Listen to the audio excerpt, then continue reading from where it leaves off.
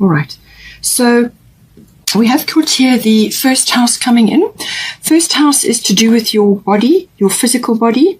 It's also what you're projecting outwards to people at this time. So what they're picking up from you. So this can be your attitude, the direction that you're heading in, your awareness, your awareness of the world. It can also be about awakening to certain things as well. And certainly that's happening to a lot of people at the moment. It's also to do with your outlook and your point of view. Also the direction that you're heading in your life at this time. So, there is a doorway there. It's about your doorway to the world. What direction are you going in? And so it's about your expression and it's your outer self, really. That is what is coming up for you. Now we've got at the bottom Void of Course Moon, and then at the top we've got Irene Peace. So with the Void of Course Moon, this is saying that things are not what they seem right now. Now this can be this is like a shadow period the moon goes into when it's between signs. It goes to sleep. So you won't get clarity or you won't get insights like you would normally from the moon. It's like a quiet period, but it does tend to bring up a sort of a shadow aspect. And this can bounce back on you if you try to initiate a big action or spending or something that you want to do, something that you really want to put your energy into. It's best to avoid it while this energy is in play. Wait until the energies have shifted and then you can move forward. So it's kind of it's a patience, waiting. And if there's something that has occurred, if there's something that's happened and you want to try and fix it or do something about it or initiate something or even say something, whatever it may be, it's something that you want to do or say or express or sort of fix if there's been a problem. It could also be sometimes that you may feel like you've missed an opportunity or something. If that is the case, just wait, let it pass over you. Just let it pass and just stay as you are for the moment. So just stay as you are in your normal routine. It's a good time to meditate. It's also a very good time to rest and recover. You've got that coming up in your over here as well. So I think this is important for you, especially in the December period. You need to just step back. Don't initiate or get involved in things which you don't want to do, okay, at this time. Just stay as you are. It's a very good time for planning, for contemplation, for dreaming, for thinking about what it is that you want to do once the energies have shifted. So it's like a pause period. It's a pause in the action. Void of Course Moon can also be in some cases that whatever you are stressing about or what is, been sitting, weighing heavily on you may actually not come to pass at all. And I say that because also we've got Irene at the top and this is peace. And there is no need to worry as everything is working out beautifully. She's got dolphins in the background. She's holding a baby and she's got a cornucopia of abundance there. So she's saying that whatever you're worrying about or whatever you're trying to initiate, just let it go for now, okay? And stop worrying.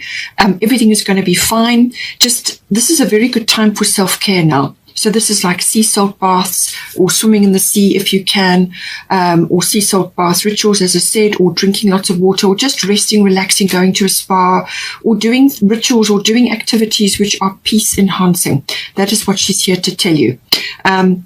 Just to bring that peace into your body, because when you're feeling peaceful within, then there will be peace without. As within, so without. Okay? So come back to that.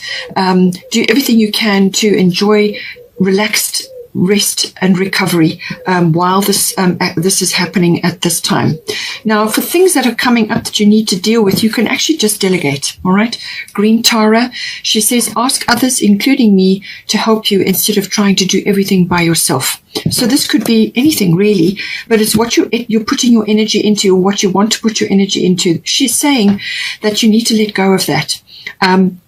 Bring in others to assist you, whether it's family members, friends, anybody who's offering help, but also a service. You may need services to come in to assist you with something, but just try and spread the load, delegating, to whoever's around or whoever can assist you, because this is going to give you this rest time which you desperately need. You need to actually plan it in and set time aside for yourself, for your meditation, for your contemplation and all of that, and peace-enhancing activities, because then you can make really good decisions, and you're going to be making decisions. So rather take time out, plan it in, and get people in to assist you, or whoever is available to assist you. And if you've got family, then farm out tasks. None of us are Superman or Superwoman. We do need to ask for help sometimes, and you can just delegate, as long as you can still be in charge, but as long as someone else is doing what it is that you have requested, then you can plan in some rest time and just let go a little bit, because this is much needed at this time. So ask your spirit team or whoever to assist you to delegate various tasks that you've got at this time. Now, we have got here the 8th house coming in. 8th house is to do with intimate connections between you and your person. So now this is normally a committed relationship, or it could be a business partnership. So if it's a love relationship, then this would normally be like a marriage or some committed partner that you've been with for some time. It covers intimacy issues in there. It also covers sexuality, but it's also to do with the nuts and bolts of that union. How does it fit together? This will involve finance as well. It's emotional and material resources come in under the 8th house. Now, it could be a business partnership. There could be issues around money, or how is that partnership fitting together. The money side of it is also to do with big spending or big money. So this is assets, finance, tax. It can be banking, accounting, investments and insurances. All of those sorts of things come in. It can also be, in some cases, to do with legacies or inheritance. Now, you could be creating this for your family, or you may be involved in it in some way. The 8th house also deals with things coming up to be dealt with. It can also be to do with, like obsessive things, obsessive behavior, and things that are very deep and long. They have a long-standing feel to them. So it could be something in your life that's been there a long time, or it could be something to do with cycles in your life that may be changing at this time. It can be about, as I said, sexuality, death, or death issues. Now, this can be not necessarily a physical death, but it can be the death of cycles in your life, or a cycle, or the death, like an ego death. When you're coming into combination with somebody, sometimes certain things have to be let go of. It can also be a birth or rebirth of something. So this can be like a regeneration or a renewal coming up in the 8th house. Now, we've got Scorpio at the bottom. Now, this could very well be to do with the passing of somebody that may be happening in your family. So there may be things coming up to do with that, and maybe that's to do with these like inheritances or legacies and things like that. You may be involved in that. That could very well be coming in for you. And if that is the case, then the unconditional love also will apply. Mary Magdalene, love yourself, others, in every situation, no matter what the outward appearances may be. So this is kind of, you may be involved in family issues around that, or there could be issues unfolding around somebody who may be passing or who will pass. There's lots of ways that this could be coming in. But it could also be the end of a cycle in your life. And that could be attached to somebody. It could be the end of a cycle and the beginning of a new one. Endings and beginnings coming into the 8th house. So it could also be an old way of life, or it could be a financial arrangement that you've had, which is now ending, or you're needing to change it up in some way. It can also be obviously to do with family things, or it could be to do with other things, money matters between you and another. And this is where, again, the unconditional love comes in. Mary Magdalene is always about this. Come back to that when you are faced with a difficult situation where there's like control issues. Scorpio can be about control issues, manipulation, or just like dark energy, which is preventing growth. It's just shadow energy that can come in with this setting. So come back to the unconditional love. Unconditional love is about giving that out and not expecting a return. It's also about having a very positive outlook and being in that frame. And that helps to smooth things over and oil the wheels that need to turn in this house. It could also be that you have other people around you who may be manipulative or controlling in some way, because you have got here the Five of Spring. So it says here, opposing goals arising from differing opinions, feeling at odds with yourself or others, overly ambitious people. So that may be coming into your 8th house, but it could also be coming into your 9th house, and it's taking its toll on you. All right. So boundaries are going to be important. And it could also be that, with this house, you could have things. The 8th house is ruled by Scorpio. So this is a double whammy coming in here, very strong Scorpio energy. It could be that things are rising up. Now, this could be a secret, or it could be something that has been overlooked, or something that gets found out, or something that gets discovered. That can happen. It could also be somebody releasing something from deep within them that needs to be said or aired or talked about. Now, this could be you, or it could be another person that you're involved with, either a relationship or a partnership or somebody else. If you're involved in handling other people's money, because 8th house can be about handling other people's resources, it could be coming up to do with that. So something is coming out, and this could be an opinion from somebody. They're expressing something, and that is going to jar in this house. All right. But it's coming up because it needs to come up. We can't suppress these things. They need to come up to be dealt with. All right. So this is a little bit of a conflict going on here. But there's an opportunity for transformation. There are butterflies here. And this is why the Scorpio is I transform. It is that transformative energy. You take something the way it is and you create it, create better in conjunction with others or whatever the circumstances are in the situation. It may be a financial matter that you are transforming. You're removing finance from somewhere and you're putting it somewhere else or whatever, but you're transforming something in this 8th house. It could even be, as I said, related to intimacy or sexuality matters. This could just be the rising up of just like dissatisfaction, or just a need for a change, or a sort of a change from routine, because you've got the 9th house, you've got Sagittarius, and you've got freedom coming in here. So this may be an aspect coming in where something in this, like I said, cycles are changing, things are falling away, new things are occurring, and it's that transition to the new things, trying new things, that may be coming in with the 8th house as well. But with these opinions and differing, sort of points of view, the 1st house is about points of view, and the overly ambitious people may come across as very bossy or manipulative, or controlling. Now, we have got the fire element card coming in as well, so that is saying that there could very well be people around you who are like this at this time, and this could be because they're under pressure, or it could be to do with an inheritance or a legacy or something around that. The fire element is a very passionate sign as well, a set of energies. So that could also be igniting something in the Scorpio house. This could be a regeneration or renewal of the energies around intimacy. But it could also be regeneration and renewal around something else in the 8th house. But this is like a fire has been lit. This is a very enthusiastic go-get-em energy. It's a seek and claim energy. It's a very straightforward, direct, cards on the table, no nonsense kind of an energy, this. You may have to defend yourself, or you may be challenged by something. And this is about being very clear about what it is that you want and what you expect. You've got to put that clearly out there, and so that it's well known. All right. So this, as I said, could be the differing of opinions or goals or whatever it is. And you may just be the lone voice amongst others at this time. So it's about transforming this, coming up with a solution, but also being very direct and clear. You may have to, as I said, deal with people who are very bossy, or there could be a lot of egos flying around at the moment. And this could be very well linked to the ambitious people or the opinions, Sagittarius energy can be quite opinionated, so it could be something to do with that. So it's almost like over the top, too much, of something. But this is a very energetic energy. It's a very forward motion energy. It's like something gets lit and then you're off.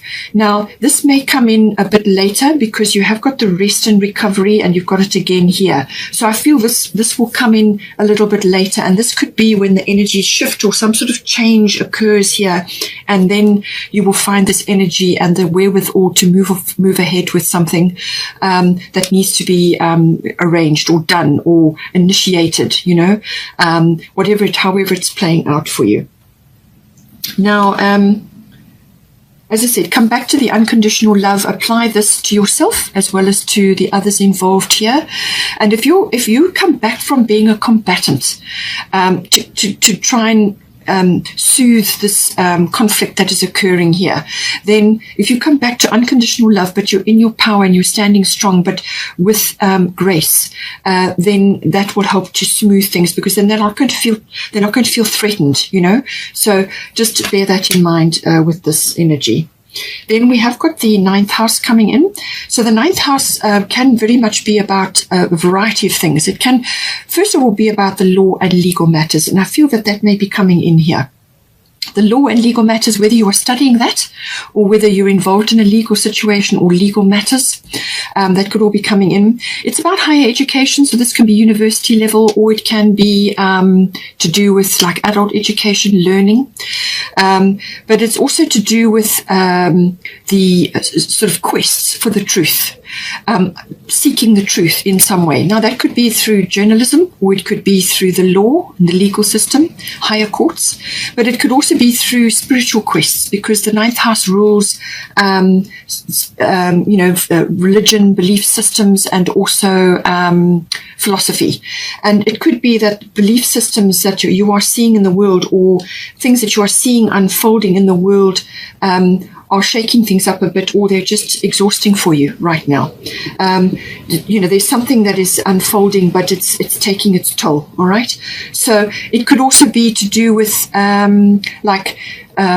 teaching or publishing may be coming in. Anything to do with public relations or promotional work as well may come in here. So if you're a teacher, you may be going through quite a difficult time at the moment. So all of that, but as I said, it's taking your toll, so you need to take a break. Now, it can also be to do with travel. So this would normally be international travel or long distance travel. But so it's that seeking energy. It could also be an exploration or an adventure, whether this is internal or external. Okay. Now, with the freedom card, this is very much the Sagittarian energy. Sagittarius rules the 9th house. So we've got a double whammy with Sagittarian energy coming in here, and obviously the Scorpio.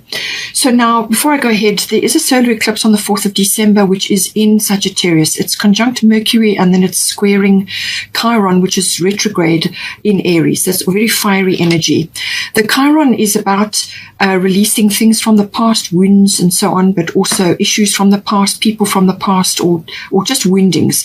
But it can also be to do with healing of some sort, and it's retrograde at the moment, so it's fairly intense. But with that Mercury in the mix there, and Sagittarius, which is very expansive energy, I feel that something could be said, or something is released that you are hearing, or you are receiving, or you are giving out. But Mercury is about communication of all kinds, so I feel it could be an expression, and it's going to either heal something from the past, or it's going to flush it out. Okay, so 4th of December. Then we've got Mars currently moving through Scorpio, and it changes into Sagittarius on the 14th of December. So it's 8th of December. Mars will be having a bit of a square with Jupiter, which rules Sagittarius, and so there could be a little bit of a clash of values there going on. And I feel this is going to trigger this house in some way. And then the 14th of December, Mars moves into Sagittarius, very expansive energy, but it could also lead to these inflated opinions or this conflict, as I said, coming in, because Mars is the god of war, all right? It's how you get things done. It's your action energy. So just bear that in mind, and at this time. Then we have underneath in the 9th house still we have Neptune, and then at the top we've got Maeve coming in, and this is about your cycles and your rhythms. As I said, this is about listening to your body and your energy levels, because this, whatever is occurring in the 9th house, and it may be a spillover from the 8th, is going to take its toll on you, on your health. Now, with this Neptune energy, this can also be about toxic things. So you could be taking toxic things into your body at this time. Now, this can be through substances. It can also be, any kind of related to anything, really. Anything you take into your body. And this can also be taking other people's opinions or ideas or the media, taking those things into your body, and that creates toxicity. All right. So be very careful with that, because it's highlighted for you and your health is highlighted. So whatever you're taking in here, whether it's for traveling or whether it's to do with other people's opinions or whatever's occurring in this 9th house, as I said, don't forget this covers higher level education as well and teaching. Something is taking its toll on your health. All right. So be careful with Neptune. There is also, with Neptune, it can also be that allergies may be rising up in relation to something that you're doing, something that's triggering this, all right? Now, it could be environmental, a toxic environment as well. It could also be toxic people, obviously, or a toxic situation. It can also, Neptune can sometimes bring up scandals, all right? So you've got Scorpio in the 8th house, so this could very well be something rising up, whether it's a collective scandal, like a worldwide scandal, or whether it's something related to you personally. You'll have to see. But there could be a little bit of something going on there. There could also be intrigue, especially with Scorpio in the 8th house. So, but Neptune has got beautiful qualities. Neptune is about connecting to the divine. Now, this can be through dreams, through channeling, through spiritual matters, through spiritual quests, which fall in under the 9th house. It can be through philosophy, through religion, belief systems. All of that is possible under Neptune. So that is a beautiful, dreamy, inspirational, and imaginative quality that comes in with Neptune. It also covers filmmaking. Music can come in here as well, and so can aspects to do with perfumes and oils, and aspects of the beauty industry can also come in here. So all of these things are possible with this. So this may be tied up with the 9th house. Perhaps it's something you're working on, something you want to tell the world about, because the 9th house is about telling the world or meeting the world in some way. So this can be through a promotion, or it can be dealing with people or countries that are different from you. So it's foreign concepts, foreign people, but it could also be import, export, customs, things like that come in.